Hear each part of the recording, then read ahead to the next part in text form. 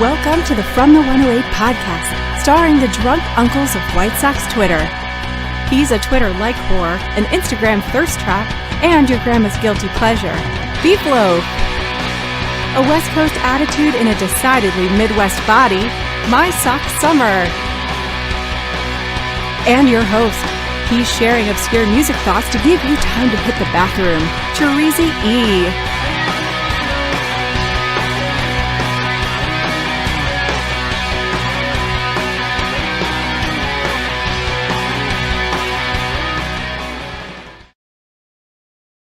Thank you, Cornsey. Welcome to the From the 108 podcast. Get ready for some baseball, beer, and bullshit.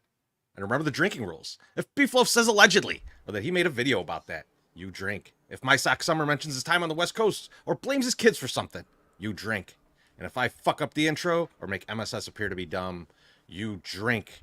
Of course, you can make all of us drink for $1.08 or more. Preferably more. But speaking of drinking, fellas, what are you drinking? My Sock Summer, what are you drinking, my friend? You're muted. Yes. He exercised good discipline before when the cameras go on, and then he forgot to unmute himself. I love it. Let's go.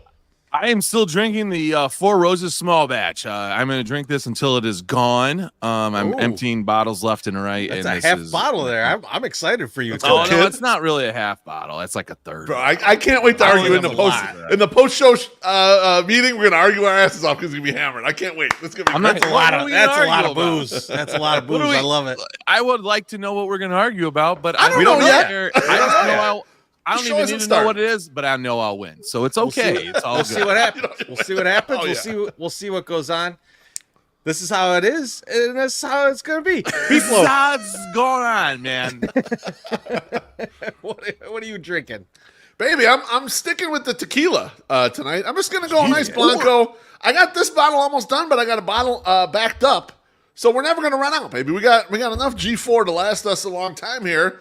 I'm going to get nice and lubricated because the second half of the show, we have fun stuff happening. And so, I don't know. I need a lot of liquid courage for the second half. I feel like the whole show is just fun stuff. Like if you came for analysis, not happening tonight. All right, we just let's enjoy the fact that maybe not White Sox. The White Sox actually won today. Let's just have a good time. We're just here for a good time. And what are you drinking, buddy? I am drinking the Brewer's Kitchen, courtesy of Copenhagen. I was telling you before we started, there's not a beer around right now that I open it up and I'm just like, oh man, this smells so good. Like as much as this one. Like it's like summer unleashes when you open this can. I'm so into it. I've been drinking this for weeks and I'm not tired of it at all. I love it. No, I totally agree. It's one of the few beers in my mind as well that has enough of a nose where, like, when I'm drinking wine, like, using my big schnoz to get in there and absorb those, the nose of it is like half the battle. And this beer is like that too, in a way. I mean, it's not wine-like, but it's like similar to that, where it piques that sense, and so I really love it. And it's not like overly fruity, where it's like, right, you're just like it's like a fruit bomb. Like it's just got the flavors. It's great. I'm happy that I have a lot of it. What do they call it? Like the wine sommelier, or what is that sommelier? Guy called? Okay, I bet you there's tons of them. I know. I thank you for saying that very quickly, Loaf. I appreciate that. Let me mark the time. I bet I can come back and get that clip. Shut up, Cherezy. This works so much better when you were gone last week. No, so like when you're getting in there on that wine, I bet you that guy who's like, oh man, I wish I had that nose. I'd be so much better at my job if I could just smell. I could smell across the what room. The dirt smelled like where the grapes were grown. This would be the greatest shit. It's a gift, MSS. Don't be jealous. Got some good. They're already after him. There you go. I can't say it. I knew it was going to happen. Let's get to a drink real quick from our guy, Jerry. He says, it was great to see MSS at the game today. Here's to a great show. Cheers, boys. Cheers, Jerry. Thank you. Jerry, awesome. I saw pictures of you at the game. I was jealous I didn't go. I was like, man, I should have skipped work and gone out there and hung out with these boys. You should have, motherfucker. I fucked up. It was a good game, too. Yeah, it was a good game, actually. MSS, how you doing tonight, buddy? you know what? I'm doing great, and I don't have like any great banter.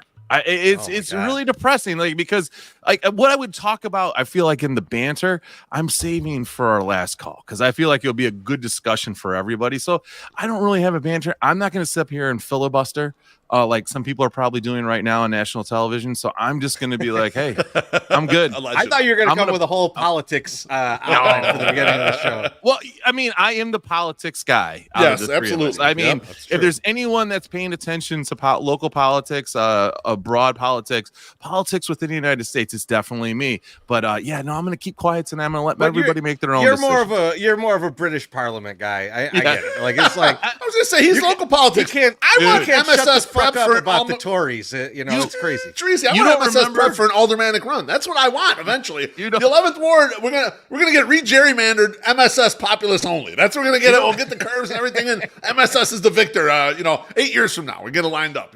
You don't remember all my fucking Brexit flags that I used to fly outside the house and shit? It was huge. It was a time. I do remember that. But you had to sell them because they got too pricey. You had to get rid of them. Yeah, I had to get rid of them.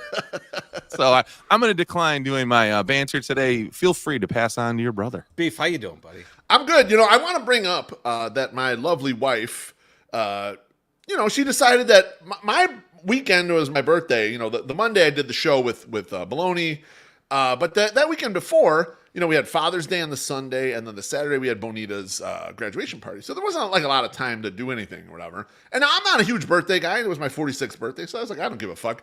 But Mrs. Beef was like, forget it. The next Saturday, the 22nd, how about this? We'll do some shit you like doing. We'll go to the Horseshoe. We'll go to Jack Binion Steakhouse, and then we'll go gamble. And I said, fuck yeah, that's exactly the kind of birthday I love. And so me and Mrs. Beef and Treasy and Cornsey, we got ourselves an Uber and went there. I had a fantastic night. Gambling and drinking and steakhouse, of course. And this is like exactly the shit I would want to be doing on my birthday. But I realized 3 key things from that evening, Treasy. Some stuff that I kind of know and some stuff I didn't. Thing number 1, when we go to a steakhouse, I've been trying to get on the train of no dessert. I've been trying to talk myself, no dessert, right?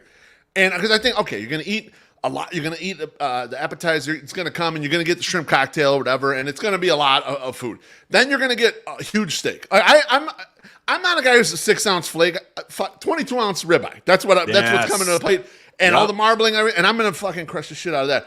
And I try to stay away from the sides a little bit just because I don't want to feel like uncomfortable or whatever. But the problem is I get a cocktail or 2 in me. I get some really good red wine in me, that steak. And man, I can't stop myself from ordering a huge piece of carrot cake for dessert. Treasy, what is my problem? No. So there's no shame in this. So here's the thing. Oh, he froze. Oh, here's the thing. Now, Beef, we know our wives. Dessert is happening. It's happening. Yeah. Right? Yes. Like they order knowing that a dessert is going to be on the table. Fucking right. Now, what you and I always we do one of 2 things. We either do a dessert, or we get another cocktail. We get like a dessert cocktail. Yeah, I'll have a port or something. High espresso alcohol, martini, whatever the fuck. Yeah. Something like that, right? And so that's when we're gonna go gamble after this for hours. You don't need that cocktail yet. You don't need that cocktail. There's gonna be plenty of makers and cokes at the tables. At the tables, that's right. You gotta be like, okay, I had to keep it a little bit leveled so I don't get my ass beat too bad at the tables.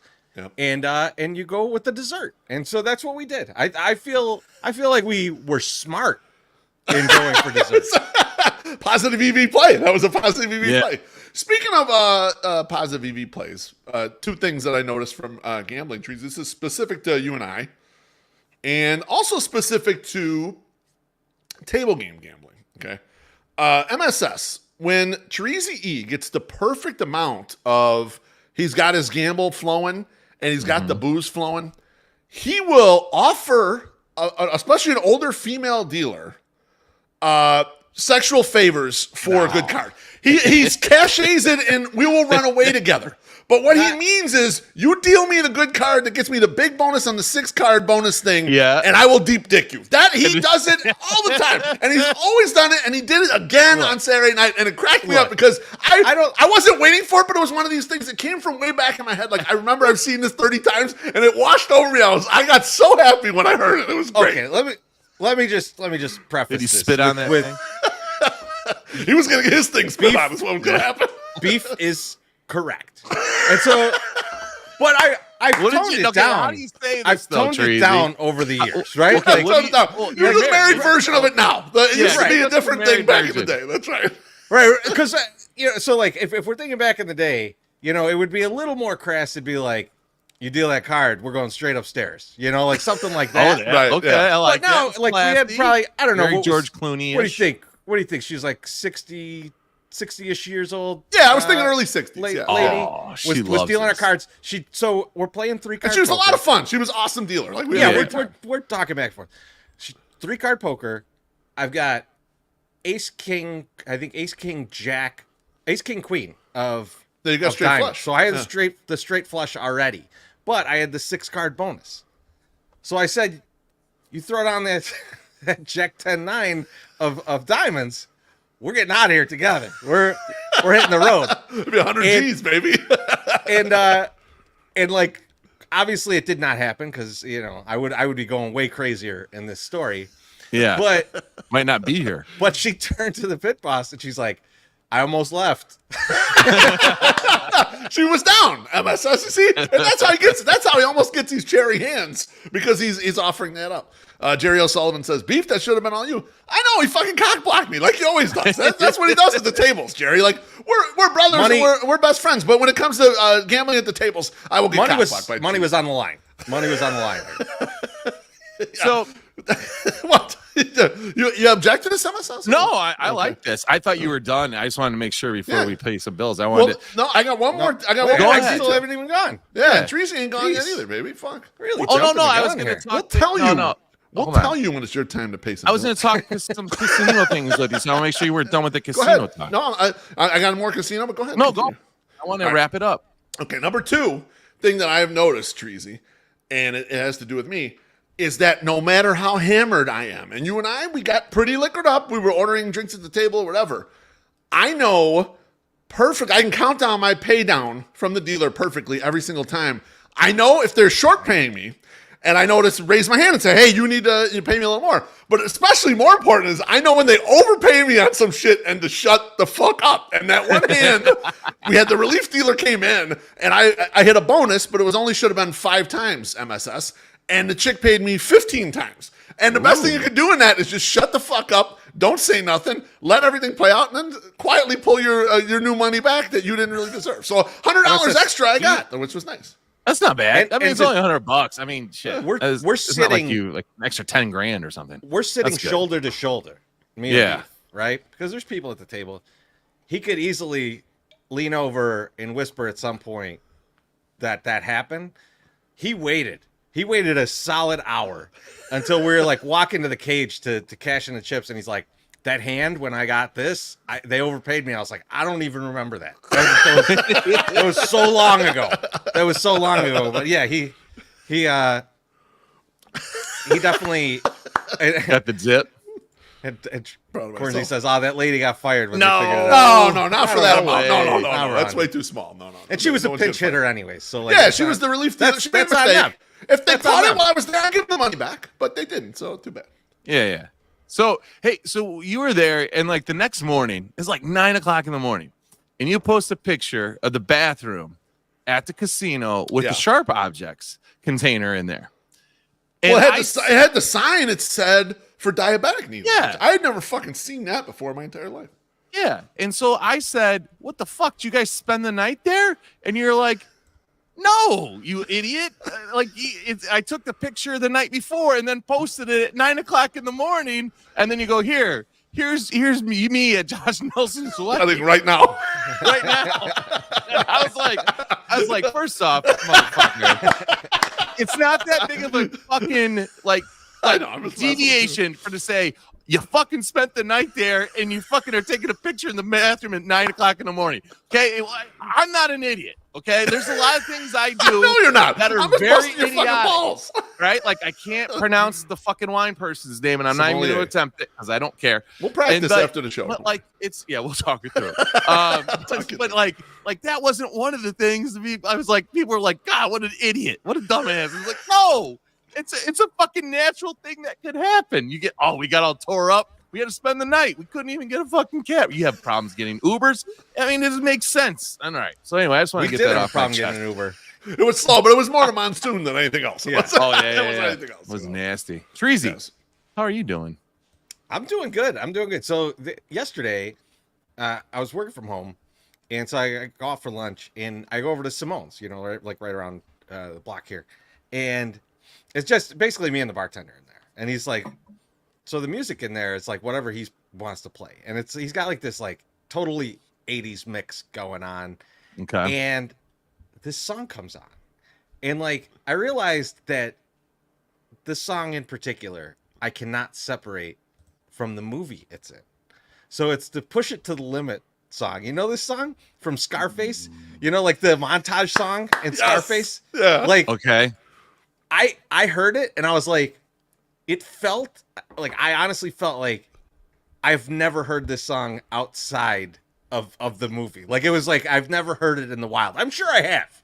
Yeah. I'm sure I have, but it's so closely ingrained in my mind with that movie that like it starts playing and all I could think of is big fat guys carrying army duffel bags full of money into a van. Like that's my immediate thing. Like him and Sosa laughing on the phone. Like that's all I could get in my mind. And like I was wondering to you guys is like, do you have any songs like that where like you hear the song and it's like it's movie only? Like I couldn't tell you who sings Push It to the Limit. There's no way I could tell you who sings it. Like you got a song like that?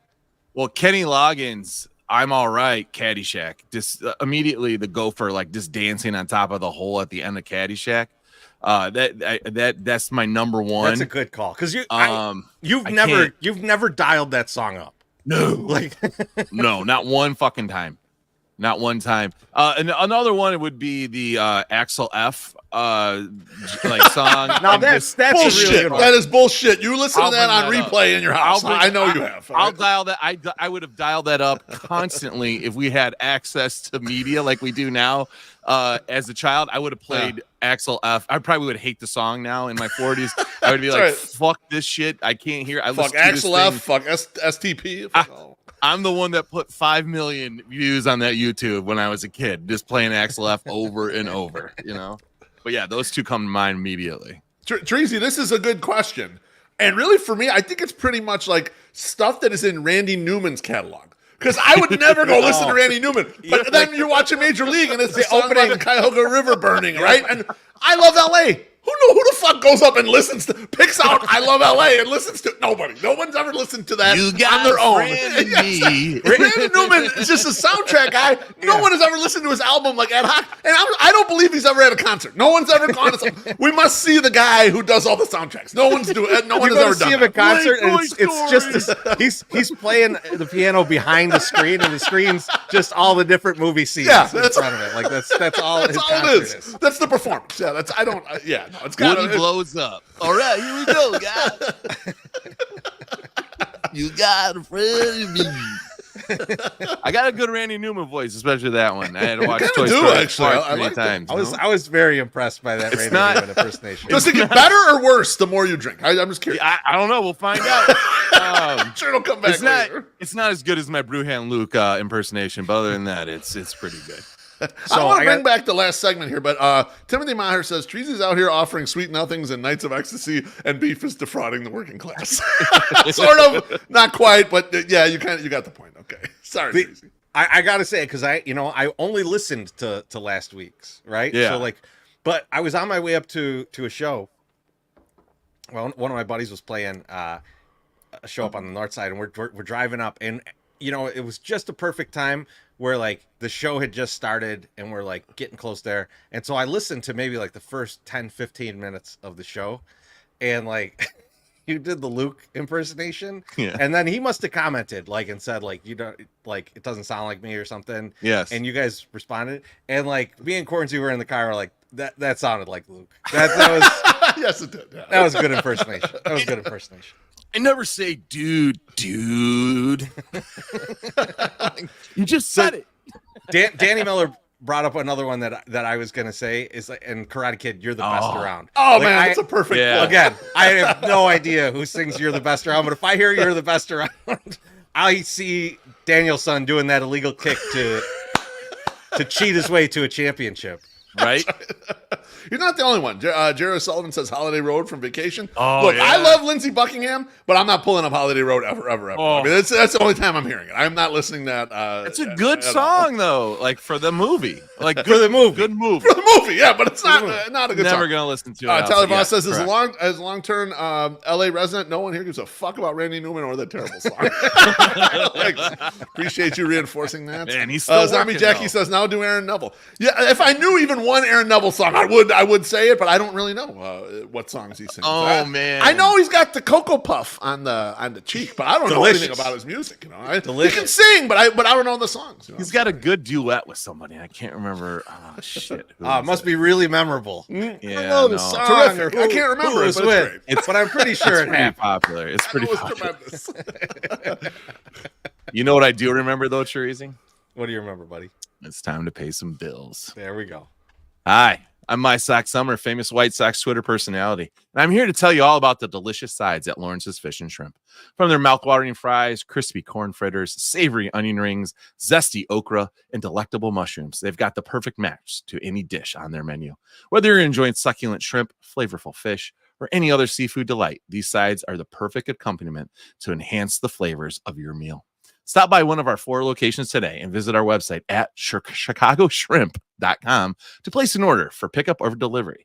Come see why Lawrence's Fish and Shrimp has been serving up the seafood you crave since 1950. And I fucking can't find the goddamn thing to change it to. Oh, shit. Where did it go? I don't know. Yeah, there it is. There it is. There you go. White Sox talk. You're welcome. Out of here, buddy. Yeah. What's funny about that is MSS does no like prepping of his images before the show at all. I did put all the images in order that I knew we were going to use. Treasy realized that, and so that's why you hit the "what are you drinking" quickly. You did not, unfortunately. No, I did not. I did not see it.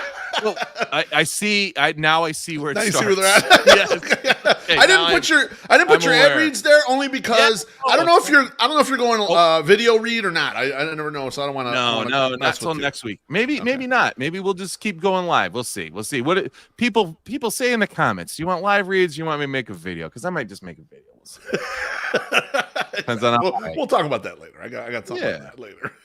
All right. So time for a little White Sox talk.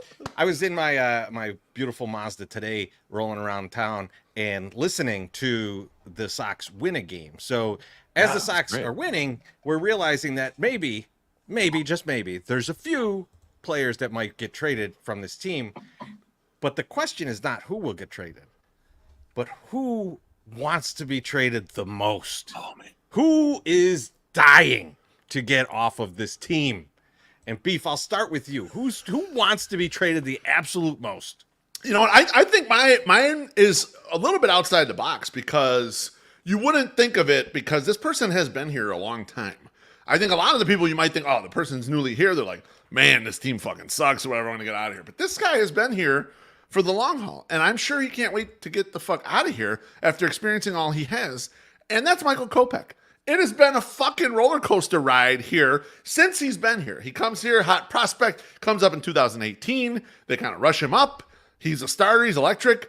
They dumbly pitch him after a rain delay against Detroit. Fucks his arm all up. Has to get Tommy John surgery. Then we have the COVID year. And he's like, look, I'm not going to play in this COVID year. He catches all kinds of shit. I, in fact, heard the Blackout show. I heard Don Cooper saying, oh, Michael Kopech quit on us and shit like that. I'm sure he was catching bullshit for all that. Then he goes in the bullpen 2021, is great. Fucking electric. You put him back in the rotation. Everything kind of goes wrong for the poor prick when he's back in the rotation. And before the season, the White Sox, the minute they trade Dylan Cease, right afterwards they say, guess what? We're 1 starting pitcher shorter, and now we're 2. Because Michael Kopech, you fucking run to the bullpen because you are not a starting pitcher anymore. Yep. If anyone wants to get the fuck out of here as fast as possible, it has got to be Michael Kopech. just because of the circumstance of everything. He could use a fresh start, and he looked great today. I hope he continues to look great. Man. Yeah, it's a tough scene for him, and it's one of those things where if he could get back to being that really good bullpen, arm, he's got a career. Oh, like you absolutely. could live on that for a long time, and like there's tons of guys every year that get traded at the deadline where you're like, this guy's like they're gonna put him in like a high leverage role. Like, okay. Every year you see that. So it's not going to be a shock when he does get traded. So like I wholeheartedly believe he's gone soon. So I think that's a good call, and I think he's probably counting those days. I agree with you. Yeah. MSS. Who do you got? So a couple weeks ago when he came back off the injured reserve, you guys were like, "Oh, I think there's something still wrong with this guy." And maybe he's got vertigo. He's got bad jumps. He's just all over the place. And then watching the weekend series, I was watching Detroit just roll over our boys in the Motor City. And especially Sunday when it's 11-2 and watching Tommy Pham's face when he's up to take a bat. That motherfucker is like, I need to get the fuck out of here. Like, I am tired of being here and getting embarrassed on a daily basis. Like, if you're around a bunch of clowns, right? People are going to think you're in the circus. And he's like, I do not want any part of this fucking circus. I need to get the fuck away from these people. It's like me when I get high and I run into a bunch of nerds and I'm like, I can't stay here. I need to move because I might turn into you a moving nerd. Further back in the stands. I just start leaving. I'm like, I can't deal with you right now because I am like intoxicated on marijuana and I am up here right now. I cannot. Allegedly. I can't be with you. That is what Tommy Pham's face looks like. But it's the determination. Like, he's probably still hurt and we just don't know it. But he's like, I'm not telling nobody. I'm not telling anybody. I'm just fucking going to get the fuck out of town because these guys are going to ruin the end of my illustrious career that has been marred by just really bad luck, So I think Tommy Pham is definitely wants to get the fuck out of here right now. I mean, I can't disagree with that. There's got to be a part of him where he's like, fuck, I should have just paid the extra taxes and not chose this. So I disagree with this, Treasy. This is part of the Tommy Pham plan, okay? And I was thinking about him too, MSS. He was number 2 on my list about people wanting to get the fuck out of here. But I think there's a couple levels to this. One, Tommy Pham knows he needs to go to a team that's not very good to ensure that he plays, right? Because his issue potentially is if he gets a little cold streak and he's on a decent team, he could get buried in the bench. And then what happens? Then he's kind of out of it. He needs bad team first to make sure that he can elevate his play. And then he can get sent to the good team later and make sure he plays. But if he doesn't get enough playing time the second thing is, I think Tommy Pham, and see, people were looking at it the other direction. It's like, maybe Tommy Pham, it's hard to put up with him or rather. I don't think that's it. I think Tommy Pham's a smart guy. He can't put up with your ass for too long. So he can't be in a place too long with some dumb motherfuckers. So that's why the partial season, he's looking forward to meeting some new dudes that he's not tired of yet. And so I think that's kind of the approach with a Tommy Pham. He's got to jump ship in the middle, and then he refreshes himself. He's not. He's sick of these motherfuckers. You saying that his New Year's resolution is for everyone else to get their shit together? Yes, yes, he's exactly that kind of guy. Absolutely. Lope, I like what you're saying, and I also thought this too. Like, he's like, maybe he picked the Sox because he's like, listen, these guys are fucking horrible, and I'm like, I'm like above mid, so I can go in there and crush, and like, I'll turn their whole season around. He basically did, and he started the winning stuff, and he's like, all right, now I can get the fuck out of here, and I'll get on a good team, and I'll get some money. The man is not stupid, as I explained, in the YouTube video. He took the ugly friend to the bar. He took it from the bar. He did. He's smart about that. Yeah, don't underestimate him. So I love that pick. Also throw this ball to today. So Tommy Pham is throwing the ball to the 108. So that was very nice of him. Yeah, very cool. Would have been great if he threw it to you. Thanks. You caught it and he said, "Fuck you." Let's get a drink. Don't ask for one again. Jay-Zell, I shouldn't say says. I should say reminds us that Freddie Garcia is the most forgotten 05 Sox. Now, thank you, Jay-Zell. Giselle is very awesome about the tipping and always brings up Freddie Garcia, but Freddie is spelled with a Y, not an I-E. So just, I want to make sure you know, like you're forgetting how to spell his name. Like, That's how forgotten he is. That's his point. He's proving his own point. So now we'll be able to spell his name correctly the next time. Because I was like, I think he's with a Y. I think he has a Y. No, it's gonna be IE again. I'm sure. Treasy. So lay it on us, baby. I went a different direction here. Okay. I went a different direction because it's not a sought after trade piece that I'm thinking of, but it's Michael Soroka. And so here's why I'm thinking this. This is a pivotal moment for him in his career. Yeah. Right? Because if he gets traded at the deadline, even if it's for nothing, even if it's like we're just giving you the guy off the 40 man that we were gonna cut, right? Like that's the trade, whatever. It still means that some other reasonably good team has a little bit of hope for him, a little bit of belief in what he could be. Yeah. Right. And like, so that's got to mean something that's got to mean a lot to him, to be honest. Right. But if he doesn't get traded, if he stays here, he's the band on the Titanic.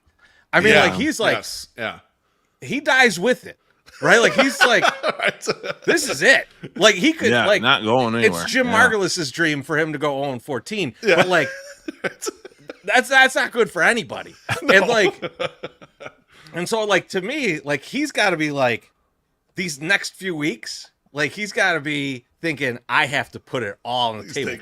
If my arm flies off like that kicker in the Simpsons leg, like it's worth it. I got to put it all on the line. Like you're going to see him at least once during this time, like wince on the mound. And you're like, oh, did he get hurt? And he's just like waving everybody off. Like, you stay back. I'm throwing again. Bleeding from his ears, still just throwing. Well, Tracy, I love this point here because, you know, the way he got here was also inauspicious like this. It was, here, you can have Aaron Bummer and give us any 5 pieces of junk that you want to give us back. And he looked around and was like, I'm one of the 5 pieces of junk that they got back for Aaron Bummer. Like, what the fuck? Like, what has happened to my goddamn career? Like, he went from, like, this guy is the top of the rotation dude to you're a piece in this. Maybe not really even the main piece. Braden Shoemake might be the main piece in this. You don't know. That's right. But yeah, I mean, like I think if I'm him, like I gotta just be hoping against hope that like I get out of here and that I get, you know, somewhere where I can. It might be reliever for the rest of his career. You don't know, right. But he's looked pretty somewhere good where he can, like, he has a chance right now to be either a bad starter or reasonable reliever on the White Sox or a player on a playoff team. Right. And like that's a big difference. That's a very big difference. All right, we got another drink from Giselle. I was at game 2:05. I spell it how I want. Cheers. Thank you. That's an MSS line right there. I like it. Can't argue with that logic. Feel free to tell me to fuck off again in another tip. I appreciate it. Jerry O'Sullivan says Soroka goes back to Atlanta and becomes Raylo 2.0. And I do want to bring this one up because our friend Jackie, this was while MSS was talking. So that's was really it? Good. That's actually really good analysis. Okay. I could tell because if it were me or Beef talking, she would have said that's really good analysis. She put the actually in there because she thinks shocked it came out of you. Yeah. Wow. Loaf, let me get a ruling here. That's making me appear dumber. So I think everyone has to drink. Everyone has got to drink. I'm pretty sure. Yeah, that's MSS. Appreciate you, baby. Timothy Maher actually put the song in for the music video. It is Aaron Neville singing. It is I don't know much, but I know I love you. And he does it with Linda Ronstadt. That was good. Is good. Who's like, it's actually, it's a great fucking duo. It's a huge song. And it's the video creepy as fuck, but great fucking song. So thank you, Timothy Maher. I'm going to drink one just for you, buddy. Beef, we have known MSS for years now. At least a decade. Oh, yeah. At least a decade. Yeah. Had no idea about this skill. I had never heard him do anything like this. I'm so excited right now. Luke this last could be a whole week- new segment. Randy Newman. I was thinking that too, Aaron. Now, let's just impressions. That's going to be the second half of the show. One of these times, MSS does impressions. You and I just sit back and laugh. You're like a Frank Caliendo. I don't want to murder. Oh man, Allegedly. that guy was Allegedly. great. You know, wait till you hear my Karl Malone. You know, Yeah, see, this is why it goes off the rails, Tracy. This is the fatal mistake we can do. no, Let's not encourage this too much. We don't need your Kenny. Kenny remember Williams Jimmy either. Kimmel's Okay? Jimmy Kimmel's like Yeah. Karl Malone. Yes, Oh my Yes, God. yes, I do. Yes. And if you I don't remember know that. it, I don't. Google it. We're I not don't- going to talk. We don't about need. it. We don't need it. We don't need it on this show. Gas Money Bob says, why would any player want to leave? This is a special season. Yes, agreed. This is a special season. He's not wrong. But some of He's these not guys might have wrong. different aspirations than what the White Sox do. Sure. That's all. That might be part of my question for last call. We'll see which one I use, but I've got a couple ideas I stirring. like that you got But we're not- something you're bouncing around. We're not quite there yet. I hear Beef's got a little topic for us. He'll give us a little overrated or underrated. Yeah. So, Beef, I will give you the floor.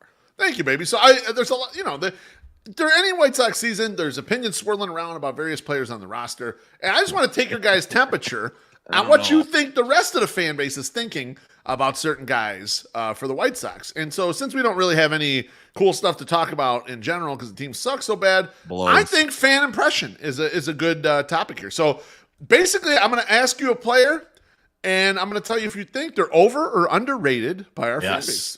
Player number one, my Sox summer. I'll go first to you with this one. Okay. And he's a young upstart catcher, Corey Lee. White Sox fans, are they overrating him or underrating him? So that's a tough one because I want to say that he's perfectly rated, but that's actually not the game. It's like, is he over or under? I think he's actually a little underrated. I don't think maybe just a little bit. Strong disagree. Tracy, All right. Tracy, go ahead, hit him, baby, hit him. I Go thought ahead, it was go going to ahead, be okay. MS. But if I was going to do anything, I would have said he's probably appropriately rated. Like I think he does enough to be good, on both sides of the ball. To say, he does all right. But if I had to say, I would say I would tend more that he is underrated than he is overrated. But go for it, Treasy. Rip my shit. Let's go. Well, let's look at this with a little bit more of an overall scope of the player, right? Like, I will admit, he had a nice little start to the season that took me from saying, man, this guy is not a professional baseball player, to me saying this guy should be in the lineup more often. Mm-hmm. But part of that was that Martin Maldonado is terrible. So bad. Yeah. But everybody is acting like Corey Lee is just thrashing the ball. And for a moment he was. But he is not. That last year he couldn't even touch the ball. Yeah. This year had a good start to the season. Yeah. But now that he's playing more often, he's not a very good hitter. He's sub 300 OBP. Yeah, right? That's backup catcher territory. Yeah, it's 279 coming into today on base percentage. And no one really got on base, but I don't think Corey Lee played today, so it didn't really. The pop time, time is good, is incredible. That's great. He's athletic. Yeah. There's a lot of nice things about him. It sounds like he's not great at calling a game. It sounds like, he's maybe not the hitter that people want him to be based on now a little bit more information. Treasy. I read a Shy Sox Mike tweet that said Corey Lee didn't call the last Jonathan Cannon start and he fucked up. Of course, that's the whole reason why. Very great sample size. That's good. But in general, I got nothing against Corey Lee. Yeah. I think that Corey Lee next year should be the backup catcher on this team for sure. It would be a waste of money to go out and get some other backup catcher, but he's not a major league starting catcher. He's just not, and everybody is in love with him. Yeah, this is McCann all over again. You get him in these short samples where it's really well set up, and he does great. Then you're like, okay, let's make him the starter, and it's well, not great. So I hope Corey Lee develops into something way better, and I'm just totally wrong about him. But right now, looks like backup catcher to me. That's what it looks like. And if you think he's a starting catcher, you're overrating him. So, Loaf, another ruling on here. Do you think Teresi might be a little bit upset with Mr. Lee because he won me all that free pizza, or is he he's holding a grudge about this? Corey he Lee didn't actually win it too, though. Won you no free pizza. Yeah, no, it was Stassi getting hurt. Corey Lee was my best hope.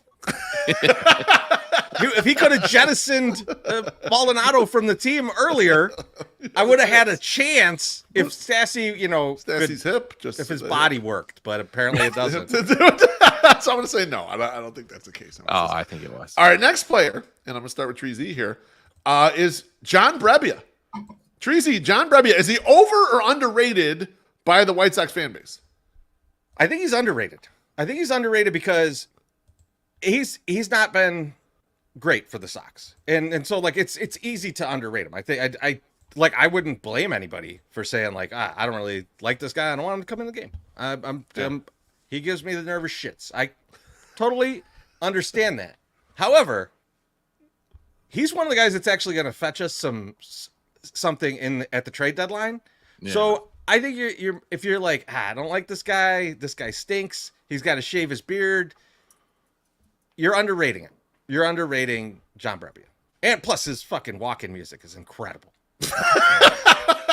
Should be outside the scope, but go ahead, MSS. Your thoughts here. I don't, again, when I see a guy with a baseball acumen like Teresi and also Josh Nelson from Sox Machine saying that he's going to be bringing a lot of good stuff on the trade block, it does make me think that he is probably a little underrated by the White Sox fan base because he does not get any type of love.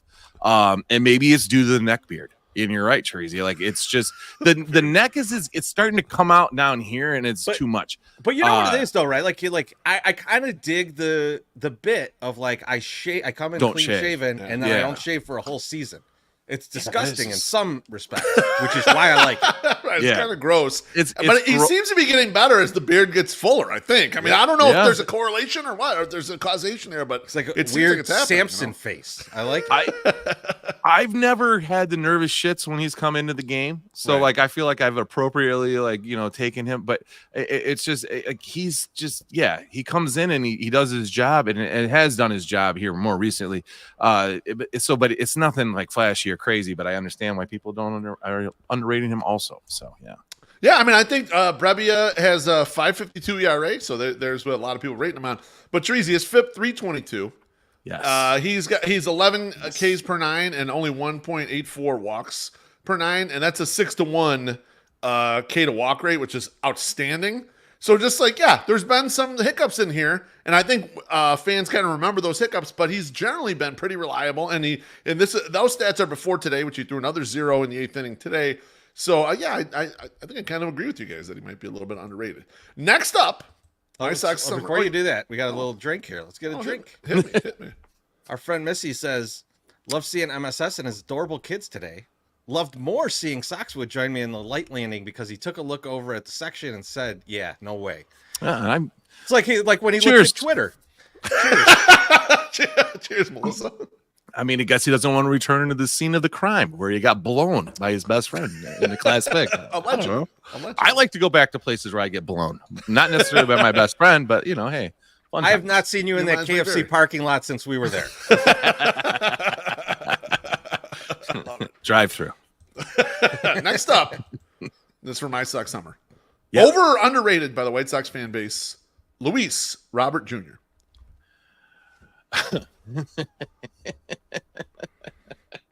This depends on the day. So, that's okay. So there is a good amount of the fan base that is like, this guy can't stay healthy. Fucking trade him. We'll trade him before he breaks again. And then there's a huge group that's just like, I like, this guy is fucking a superstar. We need to have this guy here as a superstar. We've seen flashes of brilliance. We need to keep it.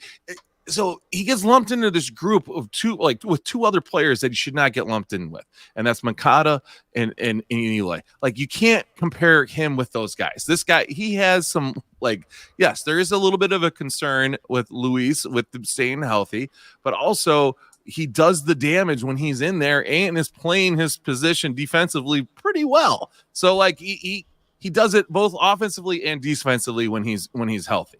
Now, I haven't seen enough of him hurt to make him go, we need to get rid of him. So I think I would have to say that this is like the biggest, is probably the biggest like boogaboo here. But I would say he is probably overrated by the Sox fan base, as that he is like, they think if we do trade him, we're going to get 7 players for him. And that's what's going to happen. This is the point, and I'm in total agreement with MSS here. I think that's a great point, My Sox Summer, because there's 2 camps. There's 2 camps of Luis Robert fans. There's one that's like, we can't get enough for him to make it worth trading, right? Yes. Like, it's impossible to get the return we deserve for a Luis Robert. Right. And then there's the other camp that doesn't like Luis Robert and says, reseed the entire minor leagues by trading Luis Robert. There couldn't be 2 groups of people that have wildly different views on the player's talent and his ability to stay healthy, but have the exact same views on what he could bring back in return. It is wild. It is. I love it, guys. Great analysis. Coming into today, Luis Robert was only 96 WRC plus, just an eyelash below 10% walk rate, which is high for Luis Robert, but 34% K rate. The power is carrying everything. 7 home runs coming in today. He hit his 8th today. He was the one hitter that didn't look overmatched by Chris Sale. No. Clearly, I mean, he crushed his lefties to begin with, and then he's just a super athlete. So like Sale did nothing to him. But I love the analysis, guys. Next up, we'll go to Tree Z. This guy's in the minors right now, but Jordan Leisure, White Sox reliever Jordan Leisure, over or underrated by the White Sox fan base?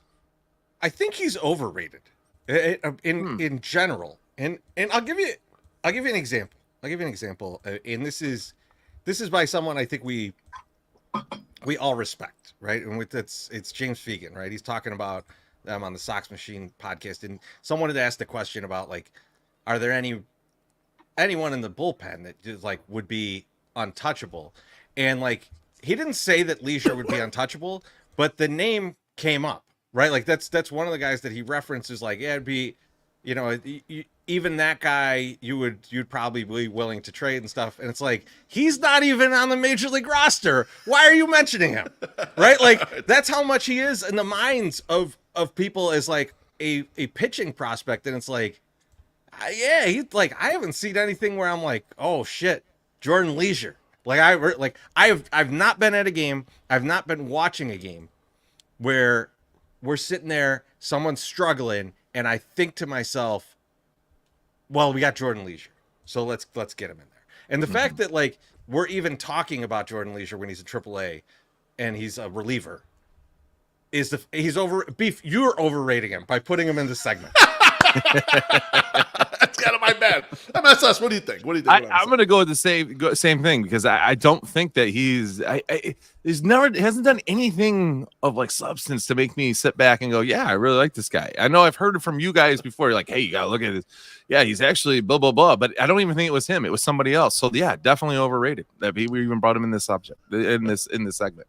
Yeah, I'm not feeling him. Jordan Leisure, before getting sent down, 21% K rate, which is pretty low for a reliever, but almost 14% walk rate, so not great there, and a 459 FIP. So just kind of like a guy, Just Tyler Voss says, a minor league reliever who's being talked about is always going to be overrated. The Birdie Fever. I love it. That's a great comp. Because remember, he was going to be prime Craig Kimbrell or whatever. Yeah, next closer. Exactly. He throws 100. He didn't end up being shit. We got a drink and a request here. Southside Bum says, "Cheers, gents. Any chance we could get MSS to do that Aaron Neville lyric again?" No, I'm on the spot. I don't know much, but I know I love you. Yeah, there we go. Now. Thank you, Johnny. That's great. Who's willing to pay for Jackie's request of him doing Candlebox? Because he's not doing it for free. He's not doing it for free. That's not a free bit. You're right about that. I started watching like the Nickelback documentary on Netflix today, and I was like, oh, this is a lot. It's a lot. They talk about really, when they were a metal band. Yeah, kind of. Yeah, like their start, and they're trying to make you feel sorry for them, like that they grew up, like, hey, we had to fight for this to make ourselves popular, and I was like, MSS, who's your? Sorry to go on a No, it's tangent fine. here, but I want to know this answer. Who's your favorite? Used to be a metal band, Nickelback or Sugar Ray? See, I thought Sugar Ray was a punk band, No, but yeah, no, it was like new metal almost. It was it was heavy. It was heavy. Sugar Ray by far. I love Sugar Ray. Just Mark McGrath, he would dominate the music Jeopardy that they had on I will MTV. say He would dominate that. when they were a heavy band, 10 Seconds Down on the Escape from LA soundtrack. It's a jam. It's a jam. Sorry. Were they the Shrinky Dinks then, or were they're still Sugar Ray? They were Sugar Ray. They were Sugar Ray. Yeah. First albums, metal. It's metal. All right, back to you, Beef. Sorry. Dropping a lot of shit here. Last one. I'm going to start with my man MSS.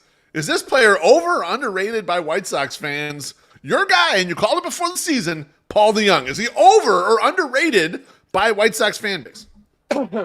Okay.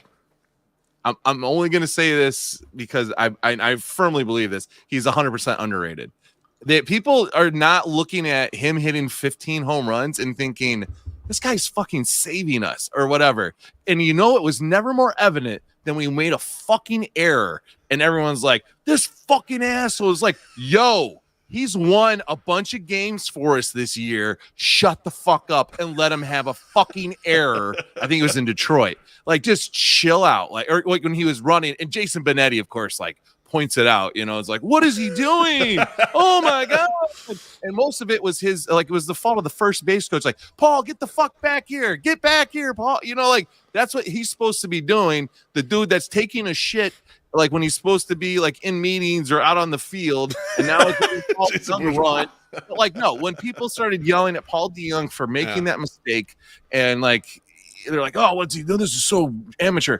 Motherfucker has 14 home runs. Shut the fuck up. Give him a little bit of it, like a break here. And so I think he's underrated by the Sox fans. MSS, I'm glad you brought up Benetti's call there because he bismarcked it in the sand. That every time the White Sox beat the Tigers, I'm coming right at him on Twitter. I'm fucking bodying the shit out of him every single time because he celebrated too hard there, and I was all right, I see that's an attack at us. You're attacking us. I'm coming right back at you, Jason. We're boys and shit, but I'm coming at you, and you're gonna feel my heat every single time the White Sox win. So you better hope that the Tigers sweep the White Sox every time they play. Otherwise, the Beefloaf's coming all over you, baby. Whoa, coming all over you. Oh yeah, wow, Treasy. The Benetti Bukkake. I can't believe I'm Peter North in this biatch. That should be the new shirt, the Benetti Bukkake. Teresa E. Paul DeYoung, under or overrated by White Sox fan base? Overrated. Oh, wow. Oh.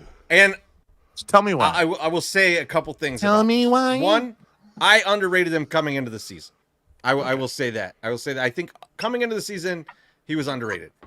I think at this point, everybody is in agreement that Paul DeYoung is basically outslugging the whole team, right? Like he's just like he's got like a 5 home run lead on the next guy, something 5 like home run lead. Yeah. Well, now it's it is 5. Yeah, it's a 5 home run. That's right. Yeah, because he went to 9. So he's got a 5 home run lead on the team. I think everybody is sure that he's going to be traded, right? Yeah.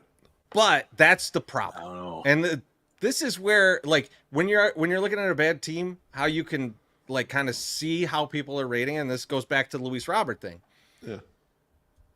People are expecting a lot back from Paul DeYoung. That ain't happening. We're trading Paul DeYoung. Who is expecting a lot back from Paul DeYoung? I haven't seen this. I've not seen this. Everyone thinks. I mean, not a lot, right? But people expect him to be traded, but I don't think anyone's expected much from him. I think a lot of people are expecting like a shortstop return for Paul DeYoung. You're getting a bench player return for Paul DeYoung. Maybe a bench utility guy. Yeah, and like that's what Paul is. Yeah, and everybody's like, get him out of here while he's hot. And it's like, no, I mean, you're not really going to get much. You're not going to get shit for this. You're just worried that he'll get cold. But yeah, I mean, you guys, you're right about him leading the team in home runs by 5. He also leads the team in runs scored by 4, second in RBIs behind Andrew Vaughn. He was first in slugging, but he'll be second behind Luis by tomorrow because these stats aren't updated. And Luis hit a home run, but like, yeah, I mean, you're right. He's been kind of holding the team up with power this whole way. It's kind of interesting to see, and it was such a cheap signing, $1.75 million. Yeah. Not even the HBIC top says, 10. Gets getting like, the bummer haul for Paul. sellers. I don't know if you're agreeing with me or disagreeing. Depends on how you look at it. Is that it, Beef? You got any more? All right, then I guess MSS, it's time once again to pay some bills. Let's pay some bills. Hi, I'm White Sox Summer, famous White Sox Twitter personality, and I'm here to tell you about the all-new Mazda CX-70, available now at Mazda of Orland Park. If you're in the market for a reliable and stylish vehicle, look no further than the all-new Mazda CX-70. This top-of-the-line SUV offers the perfect blend of performance, comfort, and cutting-edge technology. With its sleek design and advanced features, the Mazda CX-70 is the ultimate choice for anyone seeking a smooth and enjoyable driving experience. And guess what? You can get your hands on the all-new Mazda CX-70 today at Mazda of Orland Park. Located at 8910 West 159th Street in Orland Park, Mazda of Orland Park is your go-to destination for all things Mazda. Come on down and experience the Zoom Nation for yourself. Don't miss out on this opportunity to test drive the Mazda CX-70 and see why it's the perfect vehicle for you. Stop by Mazda of Orland Park today and take the first step towards driving home in your brand new Mazda CX-70. I got this one though. No, nope. Yeah, that's the wrong one. Wrong but dude, one. It is time for last call. Yes. All right, friends. Now that we got that out of the way, MSS, put your hands down. God damn it. My bad. MSS, since you didn't give us a banter, since you decided to click on whatever fucking buttons you wanted to, you're going first. All right. Call. Yeah, boy. So I didn't go yesterday to the biggest game of the White Sox 2024 season so far. I decided that I was going to be late anyway. I knew it was going to be kind of a rough entry to get in. It's going to take time, all this stuff. I'm like, I don't know if I want to go. So as soon as I heard Wednesday morning that Josh Nelson got good money for his tickets, and then our guy Yumper got good money for his tickets, you knew my Sox Summer was like, I'm gonna sell these motherfucking tickets. I don't like if they don't sell, then I'll go. But if I can sell them, I'm gonna go. So end up selling my one seat in the 108 for $165. So I mean that's just pretty amazing in general. And that was good game. I mean, I'm sure it was great there. Watching it on TV, awful baseball game. Was not great. You know, it was 4-0. Ohtani hit the home run to start the game. That was cool. Evan Stone threw a complete game shutout. Yeah, and then it was just like so. Hey, whatever. So, what the best thing about the whole fucking this whole sellout thing is to watch people's reactions that have been on Twitter and why it happened. So, some of my favorite reasons on why it happened is somebody we're calling the tickets the Ohtani tax. They're saying, "Oh, you're paying this tax to go see Ohtani because he's in town." Not true at all. He was there Monday. Tickets were readily available. Not over real price. You could get face, whatever. On Tuesday, which was the $5, hot dog, $5 beer, all this stuff, night, fucking tickets available by the hundreds. Almost the entire 108 was still available for $28 a ticket on Tuesday night. So then you're like, well, it's it's Mexican and Heritage Night, and you're like, yeah, I think that's what it was. And then people were saying, oh, but it's just, I don't know why people get so excited about the giveaways, jerseys that the Sox give out because they're trash. They're poor quality and blah, blah, blah. Nice, and I was like, the fuck they are, dude. That's what sold this fucking game for more than anything. If the Sox tapped a market here that is not, I don't want to refer to it as an emerging market because I think it's an established market of Hispanics that will, and Mexicans especially, that will show out for shit like this. And they fucking did yesterday. And it was amazing. So to see people, come at your guys' people and say, it wasn't you, it was Ohtani. I was like, whoa, you got to take a step back. This is straight bullshit. This is you see guys like, we want to go over to Little Village and you're getting close to Mexican Independence Day. There are so many goddamn, Mexico flags everywhere. I got them all over the cars and everything. This is a huge thing, and I can't wait to see next year's giveaway because I know it's going to be even better. But what your guys' thoughts on why it happened? You got to be. It's Mexican Heritage Night, right? Well, that's the reason that it's sold out, and then yeah, I mean, people are playing ridiculous money.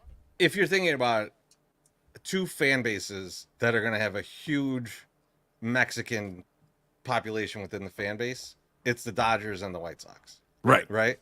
Like, I mean, like if the Mets had like a Puerto Rican Heritage Night, that shit sells out. Like, I'm sorry, that's just, it's gonna happen, right? Like, it's just the demographic of the area. So like, I get it. The giveaway was awesome. So I will tell you something about the giveaway that I really liked.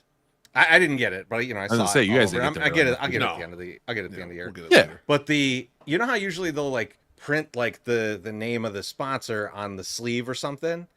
They did a Modelo patch on the bottom of the jersey, like down at the like where a normal like patch would be. For, like a size tag or whatever. Yeah. And so like that's great. Like they need to do that more. I think that was fantastic.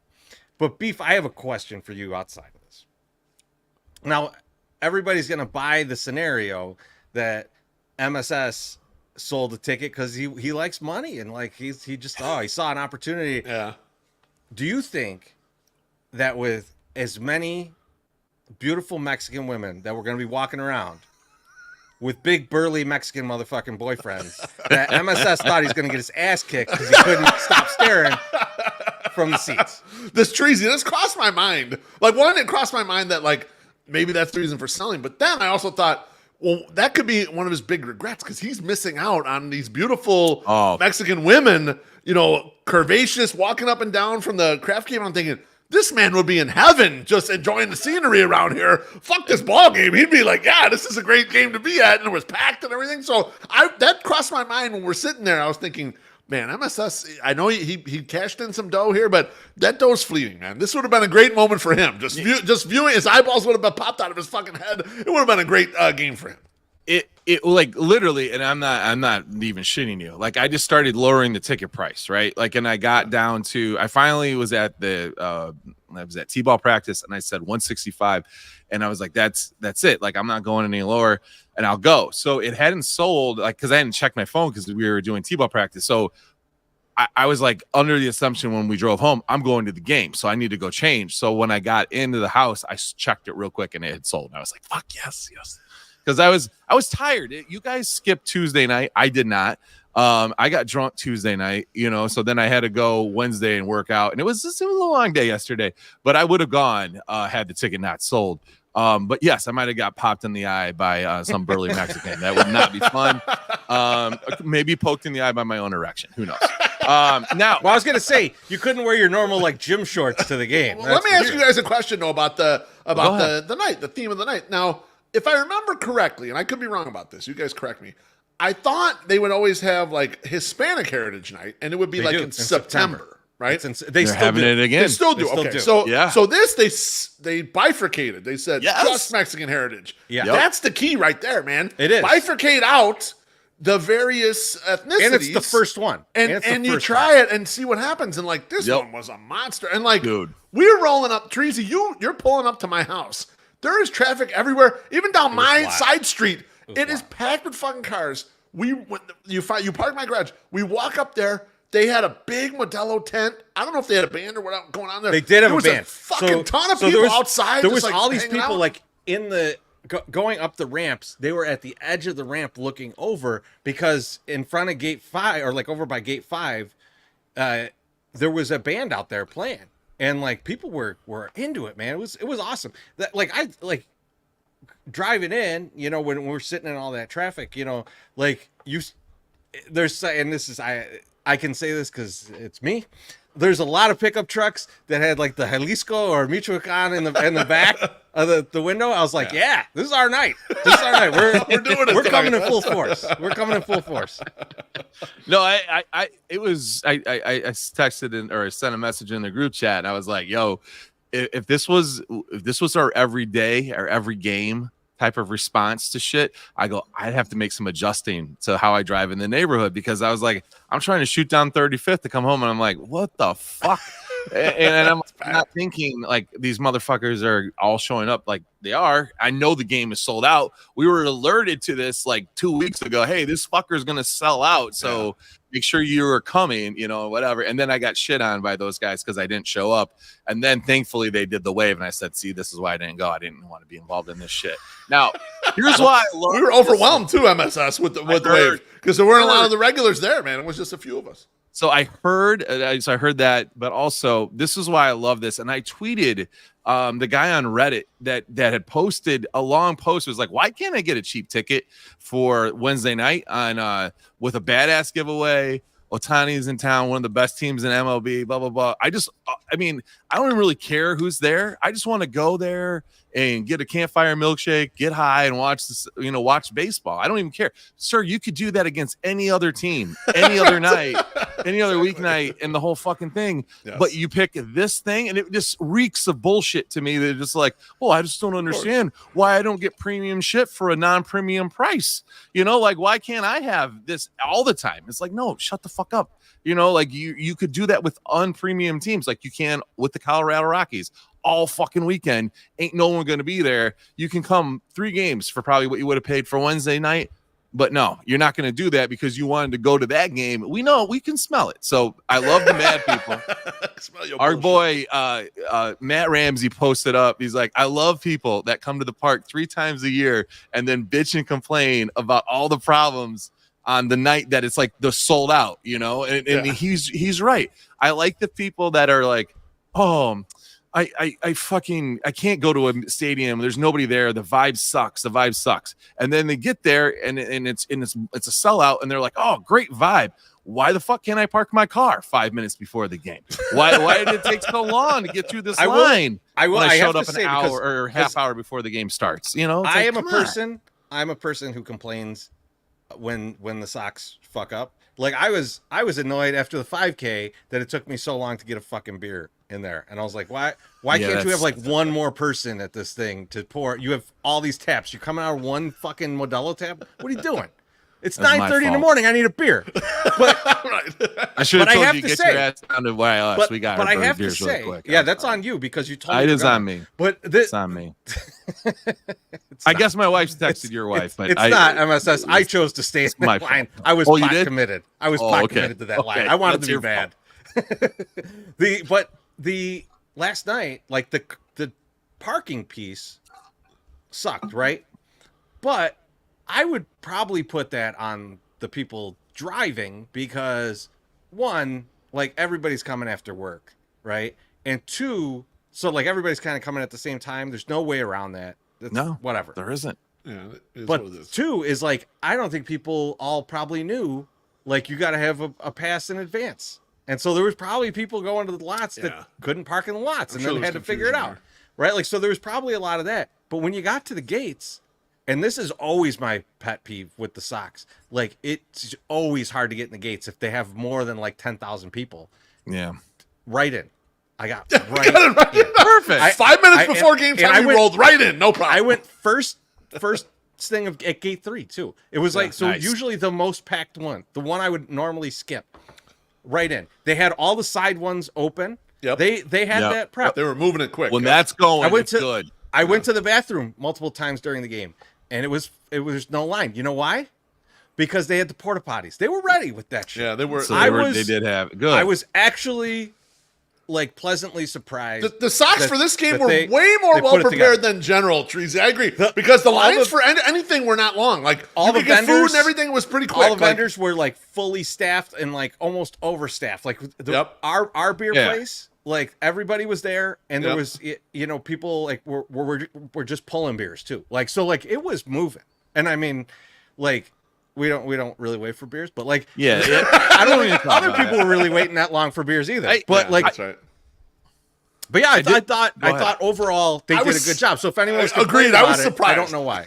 I was surprised, Treasy, how good it was inside the park. The outside of the park was fucked up out of its mind. The rest of it seemed to run pretty smoothly. Like they actually prepped for having 36,000 people for once. Like that was a shock. That's refreshing to hear. And the outside stuff, the traffic management, that's more on the city than it is on the Sox. They really can't get, that. They can only do so much, I guess, is what I would say. Danny Miller says, go to multiple other stadiums and tell me the Sox get that shit right. Love you guys, but the Sox do fuck up large crowds or even medium crowds. Usually they do. I agree. They usually do. Usually they do. Almost always. But I agree with this. Were you there Very last night? hard. I would say last night they did not, though. Because last night it was that's good. why I'm giving them credit. Is like last night it was way rarity. different than it usually is. Yeah. Like usually I'm like, why aren't all the side areas open so that like we get all these people in? It was good. It was open. Yeah. I'm commending them for once doing it right. Like Danny, I'm sure you've been at games just like I have where you're like, they're fucking this up tremendously. Yes, of course. We got a guy, referee 583, saying, remember, Yankee Stadium is always at 43,000 fans, even on a Monday night. Yes, their owner understands that if you spend money, you make money. And they understands how good it is to have a good experience for these people when they come in because they'll spend more money. Like, I can't, we can't hammer this home enough. It seems to me that the owner doesn't really care about making any extra kind of money. He wants to win on a dime, and that's what we're kind of seeing. So it's like we know how to fix this. It read to me a lot more like than the owner was like, oh, we better get this shit together. Than like everybody who has had to work at this fucking place while it's dead and awful was like, I'm showing up today for this like really great. We're gonna make some money. Yeah, it was everyone cashing in, right? Like this is everyone's like, hey, this is the night I can actually make some money. So yeah, no, I just wanted to talk about that real quick there for the last call because I wasn't there. Wanted to get your guys' view on it, but also make fun of some people that are just, listen, we know you're entitled and whatever, but don't come someplace or rip on something for 80 games of the year and then one game go, I can't believe they didn't get this right. Let's go get a couple drinks real quick. Let's do it. We got one from our guy Danny Reyes. I missed you last night, Danny. Maybe you were at the game, but I didn't get to see you. But he says, thanks for the package, guys. My son gonna make his 108 debut soon. I can't wait for that. He says, nice. Cheers, Vatos. Nice. Cheers, Danny. Appreciate you. Oh, I just drank, but I'll drink again. Yeah, drink again, you son of a Danny bitch. requires 2 drinks out of you. That's right. No, I drank. And then Ref quickly. 583 says, what is the best White Sox bar in Chicago? That's tough, man. Thank you. There's a lot. There's a lot of answers in here. I think Quincy is one of the first with Corks. And I will say, I'll just throw this out there, that me and MSS may be doing a show there very soon. Yes. So Yep. we'll give you the details, but just keep August 9th open for yourselves. Like Here's how I break it down, Treasy. If you want to be right on site and you want to go to a bar right before the game, go to Site Sox Bar and Grill. Okay, like that's probably the quickest, easiest way you can park and just walk right over it. Now, hold on, shut your mouth. Shut your mouth. You can now, if you want to go to a local bar, it's right in the area, right across the park, not get shot. Cork and Carry, you go to Turtles. Those 2 bars right there, you can back and forth. I prefer Cork. Some people prefer Turtles. So those are 2. Now, if you want to eat, though, before you go in and have some beers, and it's a Saturday, and you're like, you know what? I like domestic beer. I like $2 Tallboy domestic beers. You go to our guys' Wings and Rings up on Halstead. You get some good food and cheap-ass beer. I mean, it just depends on what you're looking for. Yeah, you right? can take the So, shuttle you can take your shuttle. There's 2 more hidden gems. That's what I would do. You can also hit the Ballpark Pub, which is off of Pershing. Yep.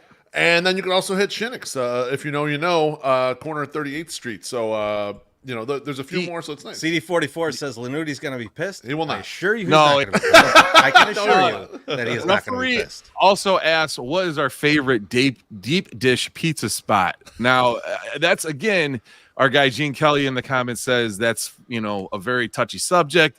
He's somewhat correct. I'm a Lou Malnati's guy. I'm a very easy, just basic bitch when it comes to deep dish, and I like that. I like the Lou's. You guys have a favorite deep dish in Chicago or no? Yeah, I like Giordano's, and I would go spinach. Okay. Treasy, do you even eat deep dish?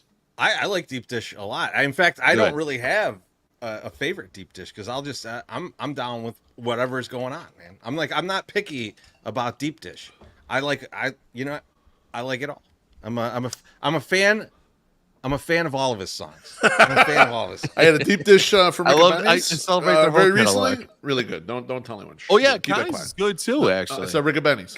oh, Connie's the They have good pan. The pan is where it's at. Like the The original. the original, mid. baby. JZL says, "Stop telling us what to do." Yeah, With a- MSS. Shut up. With a lot of extra letters in here, so I know you're feeling good, man. Have a drink. JZL can spell however JZL would Cheers. like to. All right. yeah, he can. He was at the World Series game too. He can do whatever the fuck he wants. Just take it easy. He's like one of Henry Hill's girlfriends. He can do whatever the fuck he wants. That's right. God damn it. All right, I'm gonna go next because MSS decided to shove his entire head up Brooks Boyer's ass He for did. that Yep, segment. I saw that. And I tell love him what a great job he did. God damn. Brooks, You know what? I like that you're giving him a little smack because we got to fight against each other when because some it shit's wasn't going on. really even a question there, right? It was just him going like, "What a great job everybody did." Did they do great, boys? Tell me how great they did. Tell me how great it was. So let's we know Brooks is working on the new station that the Sox and the Blackhawks and the Bulls are going to be on. Yes, sir. Right? Let's say he gives you guys a call in the middle of the night and he says, around this time on a normal day, we're going to try and get some syndicated shows on this channel that just run. All you got to do is two things. It's got to be a sports sitcom, Yep. sports adjacent sitcom, Yep.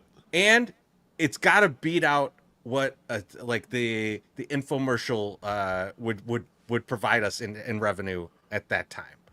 So I ask you fellas, what show are you pitching Brooks to buy in syndication to play overnight on the news station?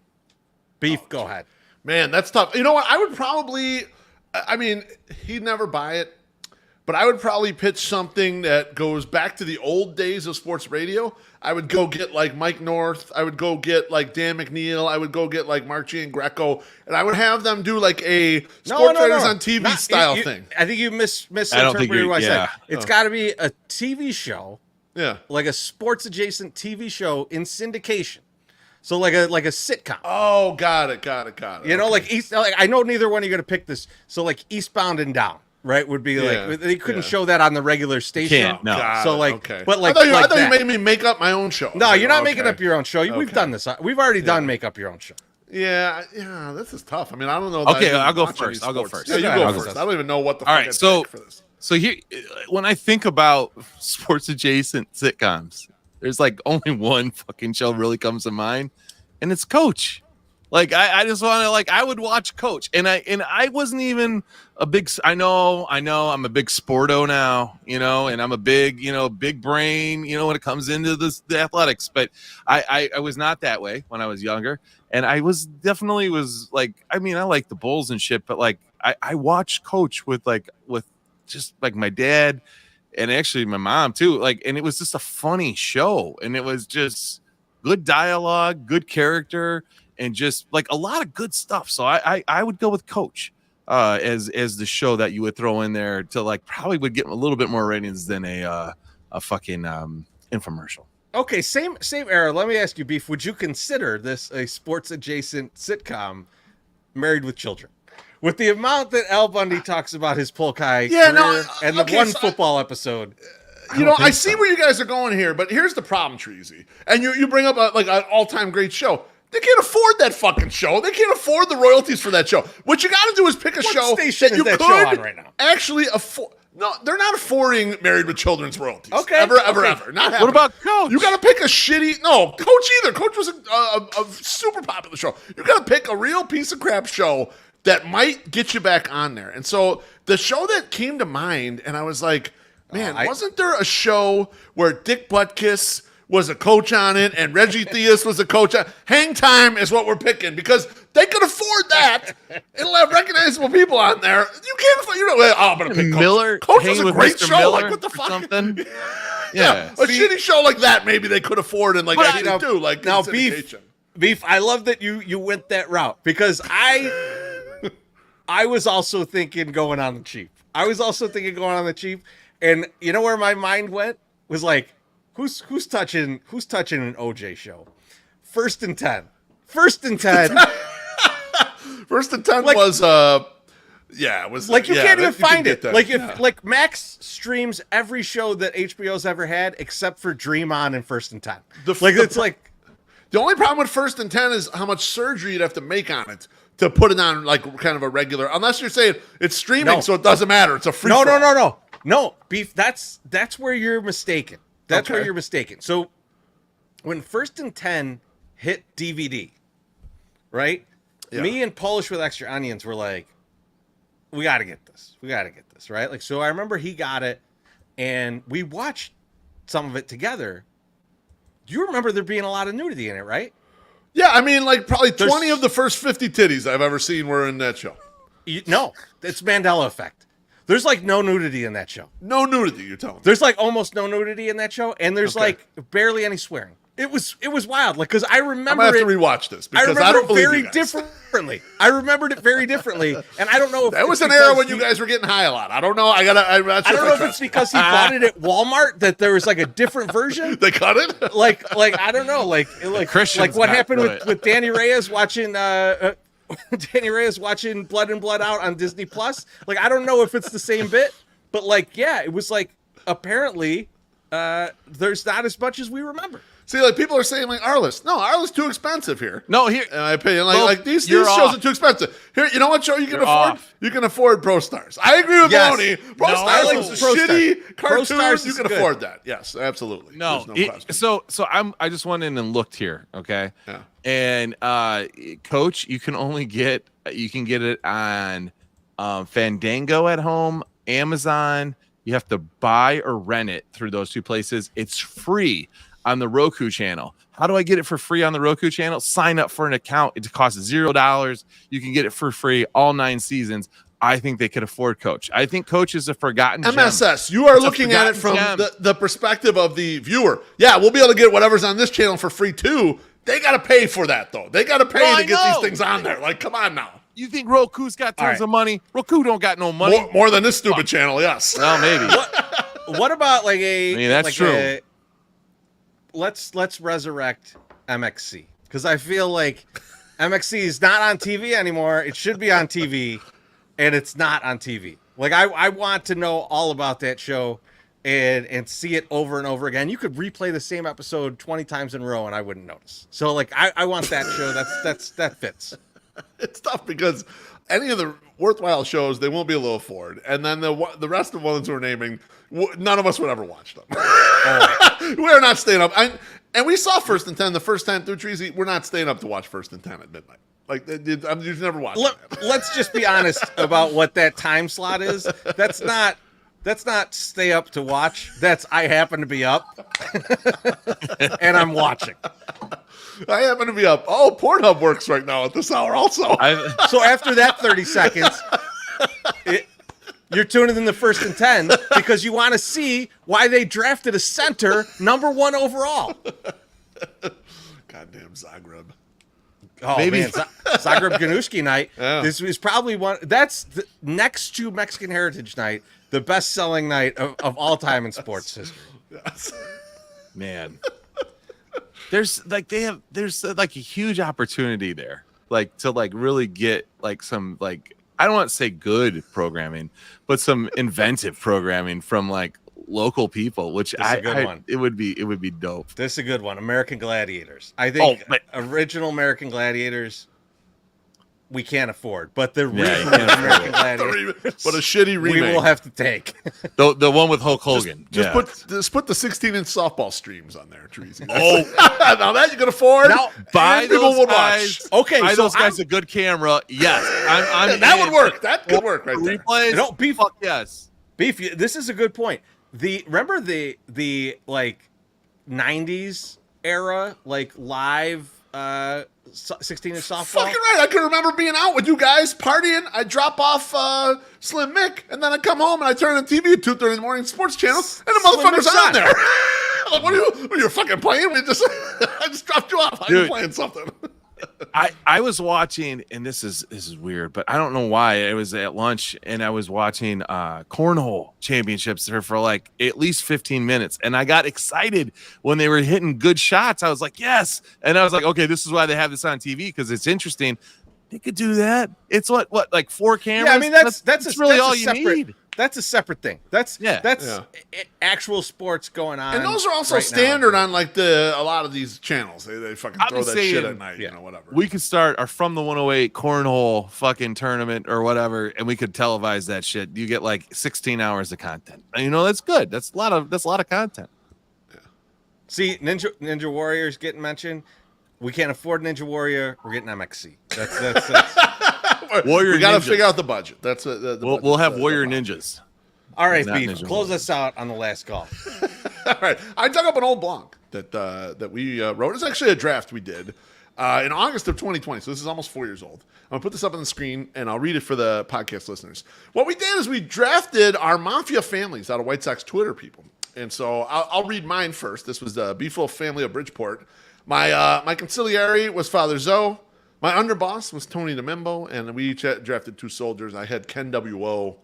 and Scott Garcia, our West Coast representation. My Sox summer, he had the family of Sterling. He drafted his conciliary was Jason Benetti. His underboss was Chris Lanuti, and they had 2 soldiers, White Sox Sal and King Nam. And then Trezo, you had the family of the northern south side. I like how that was set up. Your conciliary was Josh Nelson, your underboss Sam Panayotovich, and your soldiers Lauren Wills and Biggins. And so my question to you guys, I guess let's go in reverse order. We'll start with Teresi here. How would you change up your Mafia family if we were redoing this today? Would you keep some of these guys? Kind of what would you do with what you got going here? I'm not changing a thing.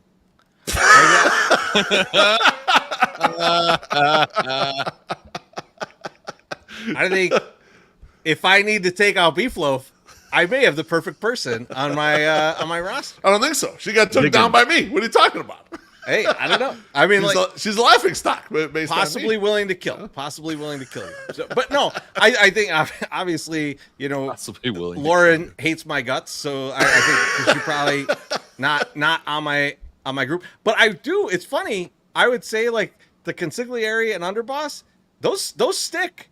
Those stick for sure. Yeah. I mean, Sammy P is strong. I would think after time passes, just the way Josh Nelson is, he would try to have you whacked. Like he denied it today on Twitter, but I don't believe him. And I believe it if he was in my family, he would have me whacked for sure. Yeah. But I think he's very power hungry, and you could get like a Johnny Sack, Carmine Sr. situation where they both want to fucking kill each other. Your soldiers are both cooked. You need new soldiers, 100%. You need to have some new soldiers. Beef. Here's the thing about Josh. Yeah. There's no poker face to Josh, so I'm not worried about getting stabbed in the back here. Okay. He 750,000 people knew James Fegan was part of Sox Machine before they announced it. All right, I'm not worried about him in that scenario. Okay. I will say my soldiers. I don't know that I would necessarily get rid of Biggins. Biggins has always been a great soldier for all of us. So I kind of keep him. Yeah, there's one I got to get rid of, right? Like there's an update there. I do feel like that is a need for replacement.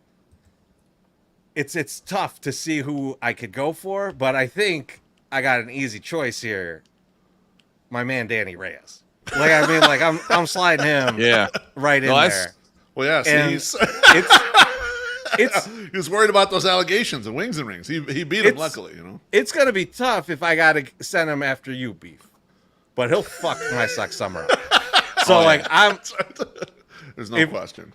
I'm only looking one way with that hire. My Sox summer, let me ask you a quick question first before we get on to your family. Do you think that Treese was just trying to be like the ultimate feminist when he put Lauren Wills on his team and now he totally regrets it? That bitch is crazy. I understand. I understand why you would put her in a position like that.